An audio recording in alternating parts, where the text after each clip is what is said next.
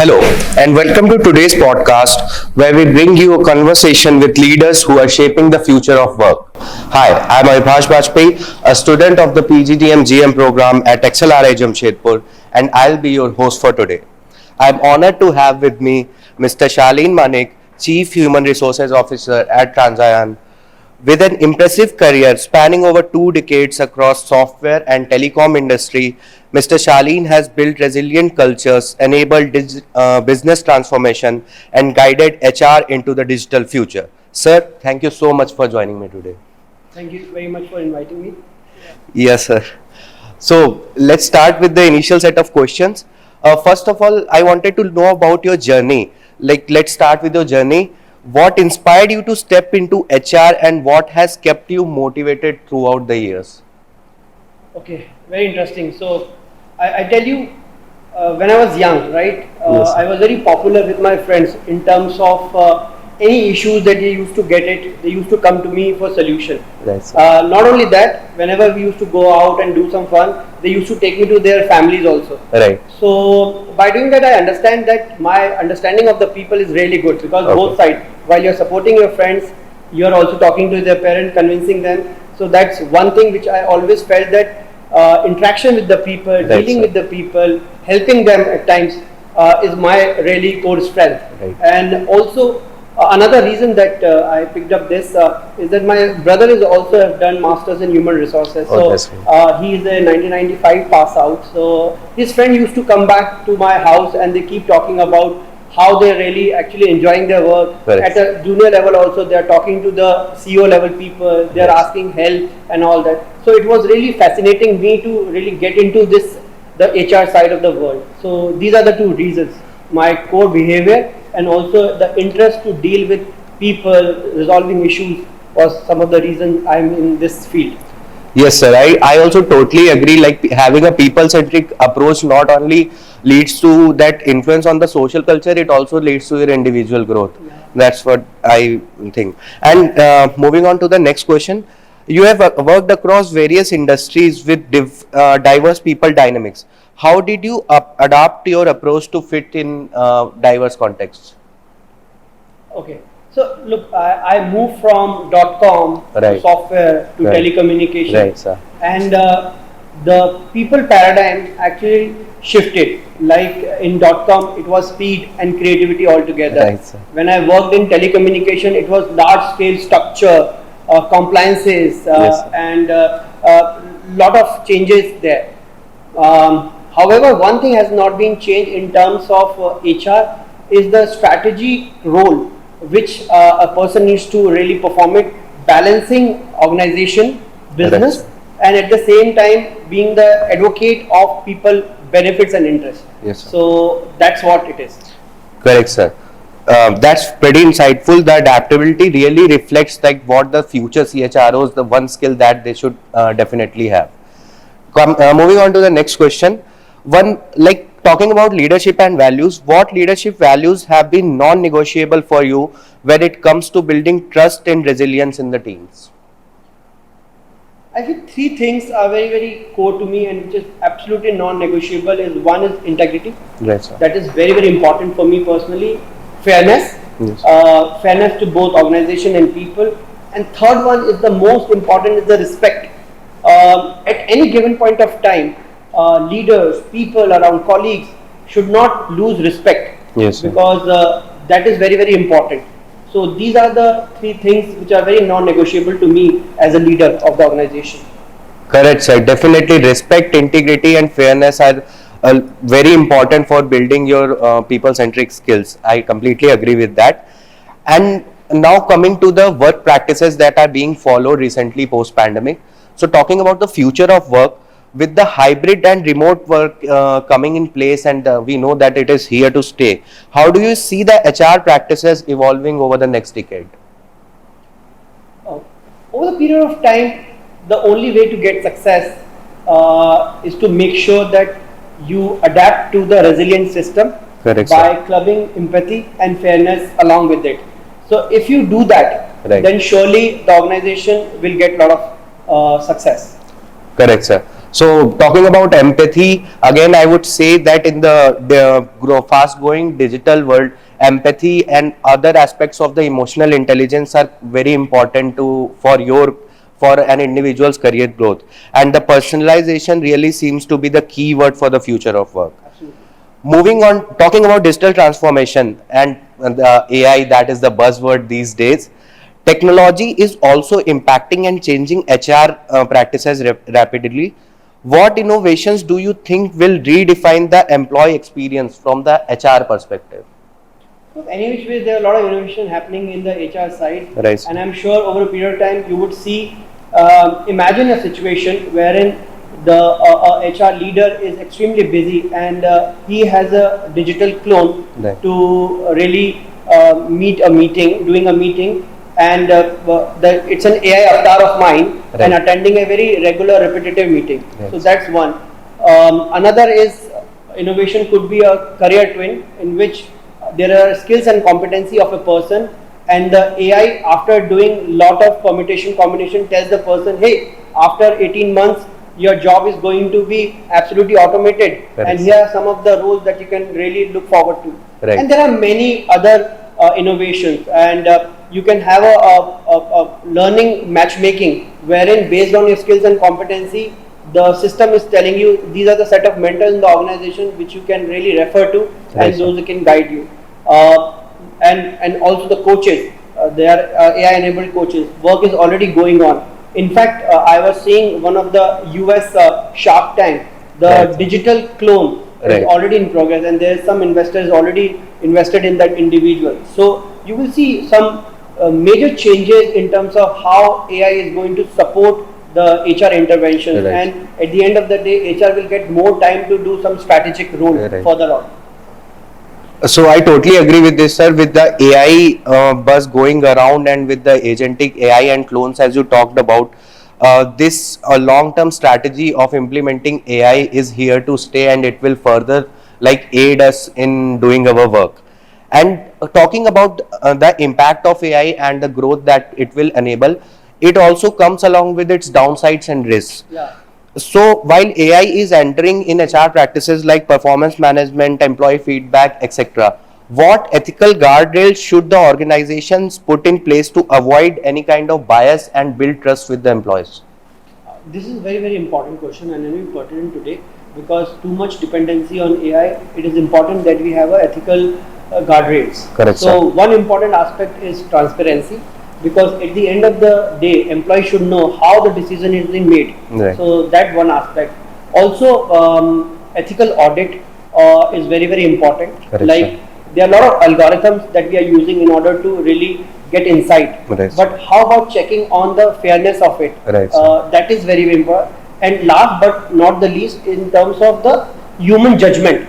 Look, all these AI practices, at the end of the day, it is going to give you certain insight, data. Correct. But at the end of the day, there has to be a human judgment attached to it. Right. And I'll give you an example of performance management. You have got certain insight Right. about somebody's performance, and you found out that the performance is not good because AI has really thrown that data out to you. Correct, sir. But a leader, you have found out that what is the reason that The why reason. the performance not well. So, for example, you found out that in Orissa, in a particular month, Right. because of the flood, Correct. the business did not happen, and that's not the fault of that person. So that's how you can club that human judgment around it, that you can give away this person because of certain external factor, Yes, sir. because of which performance has gone down. So AI has done its work, but at the same time human judgment can support in calibrating or complementing the decision. Right, sir. So that is very important. So this reminds me of this terms marketing project that we all had. So it talked about, like, we had to talk to a personal who was working in the agentic AI industry and get to know what the impacts of agentic AI in marketing.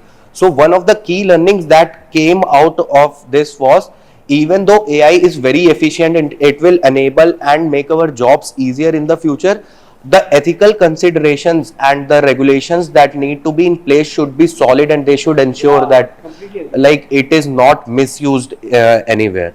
Yeah. Now, talking about AI, my next question again, for the audience, some context setting. We had a panel discussion in the morning where one of the key learnings for me from that panel discussion was, like, if you perform and don't pivot, you will ultimately perish. That's what you told us. On the same lines, in an AI first world, what skills, like both technical and behavioral, should HR leaders and employees prioritize? Yeah, it's very, very important that in the future of work, you have to blend functional competency and behavioral competency, and the Right. skills that you require. Every single person in the organization, whether it is at a maybe starting level or a middle manager level or a senior level, needs to be fluent in terms of digital and AI, Right. because AI is a future literacy. By 2030, it is going to be the literacy of the country. So at every level, the degree could be higher or lower. Right. Let's say for a junior level, mobile first approach is good enough for that Correct, person. sir. For a middle managerial level, could be certification. For a senior level, maybe immersive level of inclusion. Right. That should be there. From a behavioral aspect, the meta skills, because the world will change, the requirement in terms of functional competency requirement will change, but the meta skills is something which not change. So what are those meta skills? Emotional intelligence, Right. critical thinking, learning agility, communication. If a person is these set of meta skills, I am sure the person will always be future ready, and at least the behavioral aspect of the person is remain there to be relevant for the future talent. So that's my answer to this question. Yes, sir. Exactly. The meta skills or the transferable skills per se will definitely help the individuals to in their career transition. Talking about the individuals and the upcoming students and the HR professional or the industry professionals per se, for the young professionals entering HR or the various industries, what one advice would you share? The one advice I always give it to the youngsters, especially in HR, is that the HR starts where the textbooks end. Right, sir. So the real impact in terms of taking up challenges, human challenges, not in the policy making. So they should be listening powerhouses. Right, sir. They should really listen to the people, give a very practical solution to that, and think maybe on an emotional side as well. Correct. It is important for an HR not only to go by the books, Right, but sir. also need to really put a cap with, and having an emotional intelligence to really solve through empathy, through fairness. So that's my advice to all the youngsters in HR. Thank you so much, sir. So again, the empathy keyword again comes to us. And again, this reminds me, I'm circling back to the initial part of our conversation wherein we talked about fairness, integrity and respect. So that is very essential for an employee to grow these days. Now, based on your personal reflection, what aspect of your work today gives you the greatest sense of fulfillment? Look, whenever I get into the organization and I see that how people is being really respected, valued, and empowered. Right, At sir. the same time, organization is growing. That's given me a very sense of satisfaction. And it is important. Any organization where you will see the people have been really respecting for the work they do, how they're contributing, and at the same time, the company grows stronger with that. Right. That's given me a sense of satisfaction every single day. Yes. And I really wish that I can consolidate upon this on a regular till the time I'll work in this professional world. Yes, sir. So the fusion growth of employees and the organization, the Yeah. combined growth, the mutual growth is that's what matters. Keeps me going. Yeah. Is right. That's such a rewarding perspective, sir. Truly shaping the lives and careers of the professional. Now, moving on to the next segment of our conversation, it will be a rapid fire round. So, yes, sir. So, my first question is one book that shaped your leadership philosophy. So I've gone through many books, but especially one book I remember, it's very, very close to me, my heart, is that Start With Why by Simon Sinek. And I'll tell you the reason. It's important whatever you do in life, it is important to know the power of purpose. Okay, Right, you should sir. ask yourself, if you are doing something, why you are doing that thing? Yes. So if you get that answer, most of the thing maybe just add-ons. Right. So that is my personal favorite. Correct, sir. Next question, a daily habit that keeps you grounded. So daily habit. So Correct. one thing I never forget to do in the morning, I go to InShot app and Okay. see my feeds, because that's what the time I get it to go through all the world news, Right, India sir. news. And when I step out of the house, I definitely fold my hands to God and give thanking God for giving me an Right, sir. opportunity to do well again. Right, sir.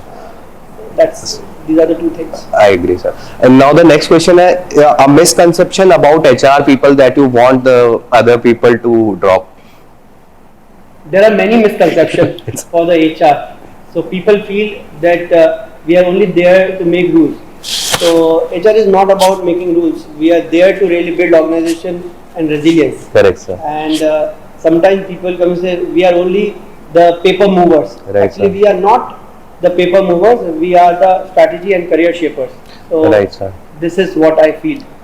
It's a misconception which people really need to really forget about it. Yes, sir, I totally agree. So we started studying HRM from this term itself. So again, like as learning HRM, I got to know how vast are like all the things related to people management, compensation, etc. So yeah, I totally agree with that. That like HR as a subject is so vast. Yeah. One core skill that you think future CHROs can't ignore. One core skill, the change agility. Yes, sir. So I'll tell you why. Because the way the world of work is changing, the disruption is happening, work models are changing, market dynamics are changing. Right, sir. It is important that we make sure that we help connect people and the business together, so that people will remain respected, empowered, at the same time the business grows. So if we are able to really take care of the change agility, Right, sir. we will continue to balance this and help the organization grow, while keeping people secure and helping them to grow with the organization. Right, sir. And sir, with all the talks about AI taking away our jobs, what do you think? Is AI a friend or a foe? Definitely, it's a friend, Right, but sir. with certain riders. So obviously, if it is used as a reference point, as for insight, that's all good. But as I mentioned earlier, there has to be ethical guardrails onto it. If that's not being checked, Correct, sir. it can become a foe. Right, sir. And sir, my next question would be a leader that you deeply admire. So I admire many people, but one person I deeply admire is Indra Nui. Yes. And one of the reason I admire her, because the way actually she had used the people-centric approach, Right, sir. and at the same time brought some amazing outcome for the business, is unparalleled. And I'm sure if you see her speech in the UN, so she mentioned about one of the practice which was deeply acknowledged at the UN level, is that she used to write letters to the employees' family, Right, thanking sir. Yes, them sir. in terms of how much value add their Right, sir. family members is doing to the organization. Right. At her level, managing such a big organization, doing such thing is been commendable. So I really respect her, and I feel that she is a great person to admire. Yes, sir. I totally agree with that. And my last question is one piece of advice that you would give to your younger self. Mm, don't play it too safe. Okay. Yes, sir. Never go for maybe a quick win. It's a long game. Take a lot of challenges. Make sure that you take initiatives. Make mistakes. It's all good, because it will give you a lot of maturity. And last but not the least, become a listening powerhouse, because most of the things AI will take on from our job. One thing which obviously it will not take is emotional intelligence, and a lot of times when you listen to the people, they come with a lot of expectations. So if you become a listening superpower, I'm sure you will continue to do a good job as an HR professional. So that's my advice to the youngsters. Okay, sir. Thank you so much. That brings us to the end of our conversation. Thank you so much for the insightful answers, sir. They were very short, short and sharp. And this has been such a rich conversation. Thank you for sharing your journey, your values, and your vision for the future of HR. It's been an absolute honor to host you. To the listeners of this podcast, stay curious, take risks, keep learning, and keep building workplaces that truly matter. Thank you. Thank you for inviting. I think it's a pleasure to be here. Same.